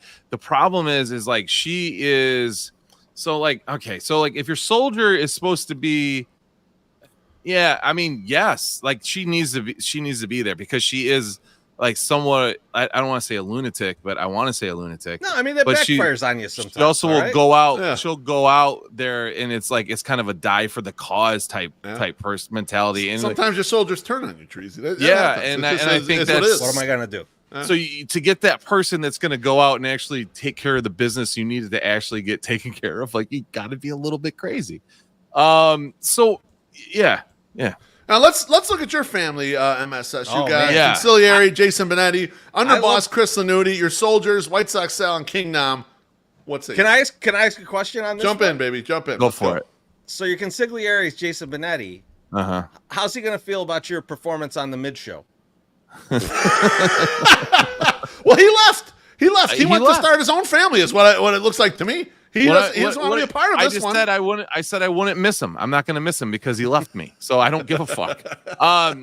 First off, Conciliary, I mean, just even right now, the guy's fucking Teflon. You say a word about this guy, you get jumped down. Everyone jumps on your throat. You can't even fucking say anything. So that's good. Jason Benetti in this scene, and this right here reminds me of Gus from fucking Breaking Bad. Breaking Bad. He is the Gus. He's the guy that you don't know is the real fucking diabolical dude behind the scenes. That's Jason Benetti. But no, you got to replace Jason. He's out. He left. You got to replace him. He's not still in. He can't still be in. How can he still be in? He's gone. He's not part of this anymore. He's gone. You got to replace him. No. Yes, you do. No, because this was all White Sox Twitter. I know, but he ain't part of this shit no more. He's still He ain't part of your org. No, he's not part of mine. Oh yeah, you got to get rid of him. You got to replace him. He's still in there. He's got to be replaced. Yeah, It's your family. At a minimum, you got to replace him. And you almost, in my opinion, you almost have to replace Nam too because he doesn't really do much Sox Twitter anymore. Isn't part of White Sox Twitter anymore. You got to replace her. He did. He replaced it with Danny Reyes. Did you pay attention? Oh, if you had to. What the fuck is going on? I was gonna say, what's he doing? You have to replace him. MSS, you got to replace your conciliary. You cannot have Jason Benetti anymore. He left. He left, baby. You got to pick someone else. Oh, this is bullshit. Dude. He's like, he's out. This is bullshit. He's out, man. He started his own family. He's excommunicado. You gotta replace him. You know what? Hey, we're gonna keep it within the same, in the same vein. And this is quick thinking here. I just got to throw in Steve Stone. I'm just gonna throw Steve Stone in there, and this, it's a shitty quick pick, but I think he's got a lot of connections. He's got a lot of people that like him. I'm gonna have to do that. I'm gonna have to go from Yum. He says, "Will MSS's consigliere be able to eat in the booth?" That's the question. Thank you. I appreciate you. I did say yes, but not on camera. Let me said, he's got a rat on his team, and I go, who's the rat? And then of course that person didn't reply, but I was like, it is definitely not Benetti because that guy won't talk unless he's on mic and doing a broadcast and eating. So I thought that was kind of funny. Yeah, I agree with Maloney. Your conciliary's got to be in the same time zone. So that's correct. So Stoney's fine. All right, so let's go. I don't think let's just go with Stoney. Lanuti definitely underboss, knows how to make money. I mean, the guy is like living off of his podcasts. So I'm gonna got to give him that. And then soldiers like Sal and Nam are just like Sal fucking just again lunatic. Love it. Yes, we need that. But no one and then Nam is more than Sal. You can't have your soldier giving you that much shit. No, I'll take it. I don't give a shit. The guy's so hang on. Sal's in my opinion, Sal's fine. He's a lunatic, but Nam's not around. So I don't know. I feel like you got to replace him. You know. Now I got to replace. Well, I don't know. Do you think you got to replace him or not? I'm just asking you. Do you have? Here's what I was thinking. Benetti you had to replace. I'm asking you if you think you got to replace. Here's what I'm thinking. If I want to go a little bit more muscle on my soldier, okay, I got two names that come immediately to mind that guys that I'm like, I would trust that if like a big huge scrap went down in the 108, two guys that I hope are there and that I hope are like fucking taking care of. Oh my god, the balloons are going crazy. With I know. I had the image up. I'm sorry. Wow. There's two names, and it's Brian Malone and it's Shane Spagnuolo. Like there's two dudes that I need to be around. Just in case some shit goes down, I know that I don't probably have to explain it. I like this. I just like this because when you were sticking with your crew, your shoes. I was logging into my YouTube account so that I could message Beef and say, we're taking him down. Don't Our families are taking your. Yeah, I was gonna say your family was weak, but you're strengthening back up. Those are strong soldiers right there. I would definitely get those two guys are the first two to come to mind of like who I could throw in there if I really needed some muscle to like take down some shit. I literally don't even think I have to tell them what we need to do. They would just do it. So I appreciate that. That Brian Malone pick is really that's strong. really Brian Malone. Pick. That's a really solid pick. I mean, he's trained by the U.S. government. Like he fucked some shit up. Okay, that's very helpful there. Yeah. My family's in disarray. I got to be honest with you. My soldiers are hella strong, and they still are. So I like Scott Garcia and Ken W.O. are both real strong. Here's my problem though. My underboss, Tony the Mimbo, he's left the life. He's like Cuddy, in The Wire. He got out of he don't have the game in him anymore, so he left the life. He opened that boxing gym. He opened a gym. Yeah, he's helping the youth. He opened a gym, so he's no longer around. And then Father Zoe, I mean, no offense, I love Father Zoe. He's my man, but his street cred's down. And I'll be honest with you, he's not a wartime conciliary. So my top two guys got to go. They're out. So I got to make some changes here. So I think what I'm gonna do is I'm gonna steal from MSS's original family. I'm gonna make White Sox sell my conciliary. I'm gonna promote Ken W.O. to underboss because he's strong. He'll be able to be a nice underboss for me. And then I'm gonna bring Sammy Davis Jr. 5K in as one of my soldiers. Yeah, that's like bringing Tommy DeSimone in as one of your henchmen. Like that. That's you got to go hard. He'll kill you though Beef, too. I didn't realize he's an L. Wills type. You're pointing wartime consigliere. Yeah. So I didn't realize it was wartime. I got to make a change. My consigliere and underboss flip. Got Sammy P up there now. This is a strong move. Wartime and Sammy P. That's right. Yeah. I mean, if you're gonna get rid of Nelson, then maybe I'd have to pick up Nelson and put him as the top. No, Nelson just moves to underboss. Oh no, he wouldn't take that shit. Oh yeah, flip. Yeah, he won't take the demotion, is what MSS is saying. That don't happen in the mafia. Like, hey, you used to be the number one guy, but I don't trust you no more. This ain't number one and number two. This ain't number one and number two. This is just different roles. You're fucked. This is where he gets killed. He gets killed by Nelson. You can't tell Josh Nelson, hey, you're great. You're great until it counts, and then we'll see you later. I'm giving promotions to my family. Everyone's getting a promotion. They did it to Tom Hagen. Anyway, I love that we did this draft a million years ago, and I'm looking through it. I'm like, this is so funny. And a lot of these people are still, well connected in White Sox. They are. So, I don't know. We don't really do drafts anymore, but this was like kind of a fun one 4 years ago, and I'm glad we revisited it tonight. So I appreciate that, boys. Yeah, good. That's some good shit. That was a fun draft. I will say, and I'll also say that like I think that.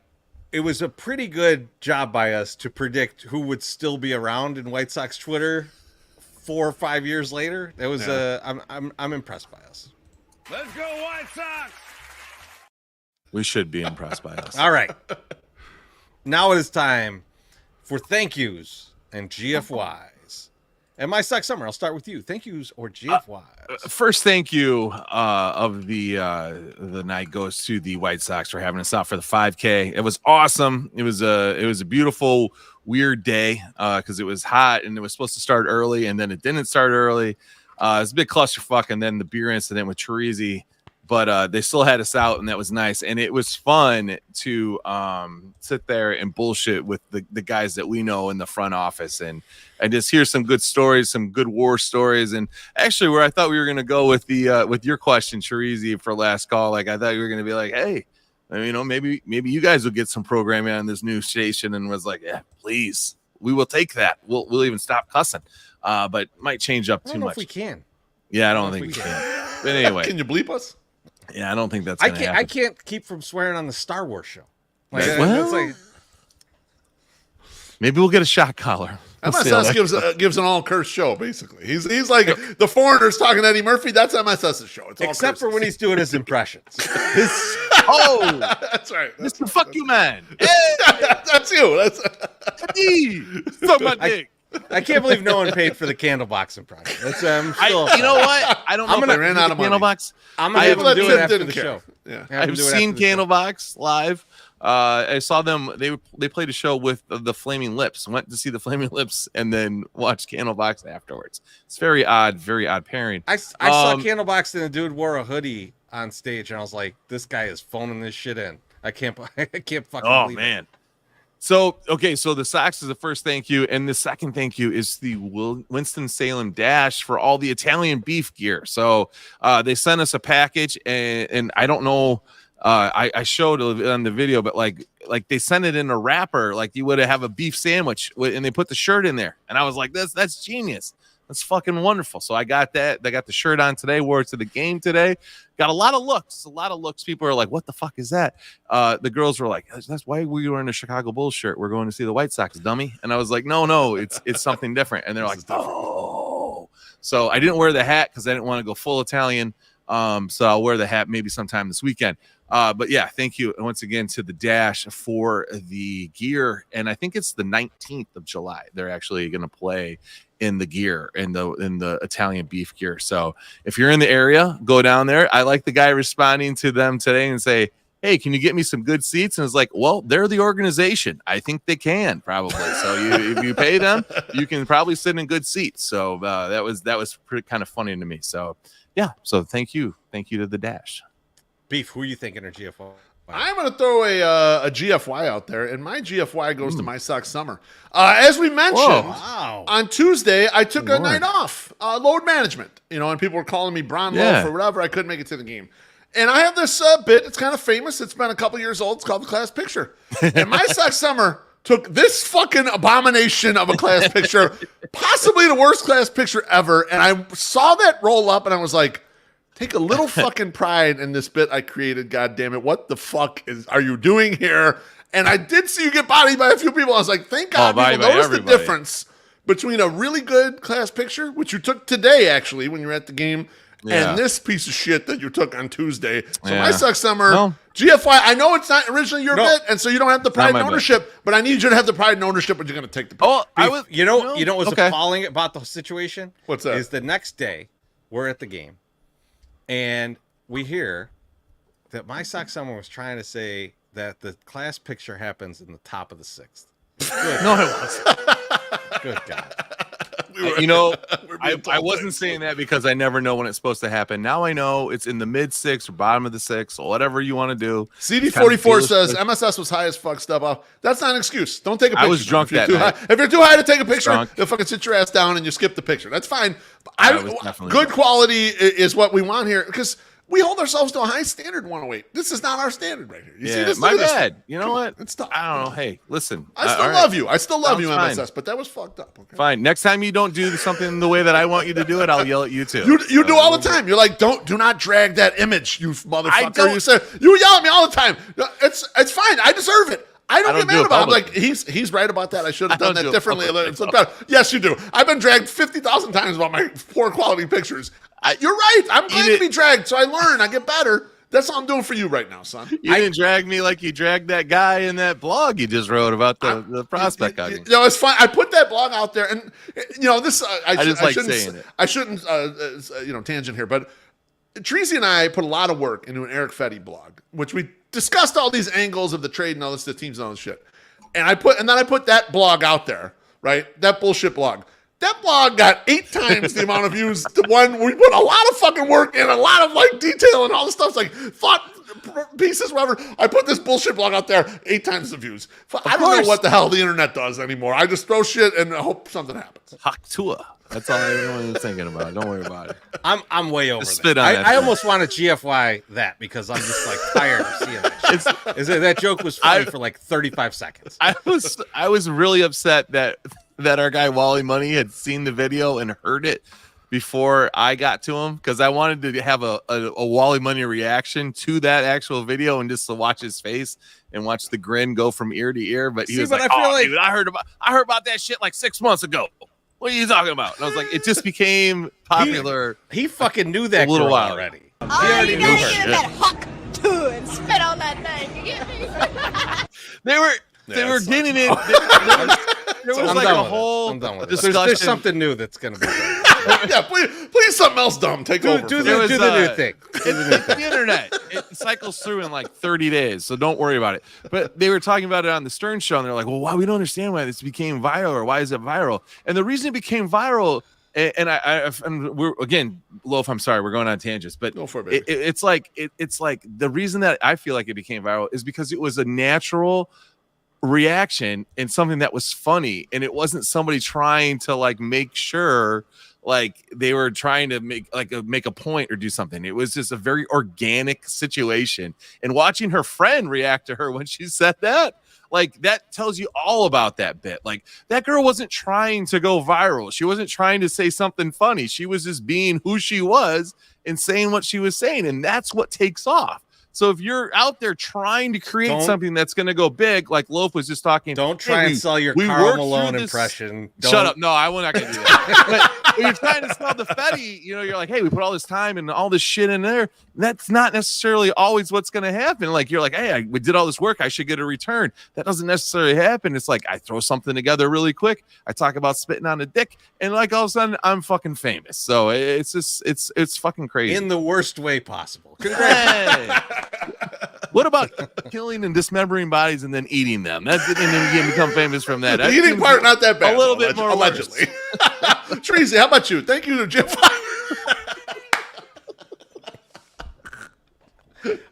I want to thank Julia. Your name's gonna be Julia Gulia. When we were at the Horseshoe this past weekend, I need to thank the gentleman that helped us find the rideshare area and complimented us on our podcast. Yes! That was wild. Yes, that was crazy. Like, walk up to the security, like, hey, you guys know where the rideshare is? And they're like, oh yeah, it's right over there. And by the way, from the 108, great shit. Keep doing it, guys. We were shocked. We were like, holy shit. What? I was like, I am so drunk, I'm hallucinating right now. That didn't just happen. We were outside. We were like, holy shit. That happened. Cornsey and Mrs. Beefloaf confirmed that happened, I thought I had like just kicked into, like, you know, those like acid flashbacks that they always told you when you were 15, you were doing a ton of acid that was going to happen to you. I thought that was actually happening, but still haven't had one. Now I'm feeling really good about myself. So thank you to that guy. That's awesome. And good night to everybody. We will see you very soon. Sunday Soak this Sunday. Tune in. YouTube, Twitter, Twitch, something else. OnlyFans. It's all going to be there. Have a good night, everybody. Rock out.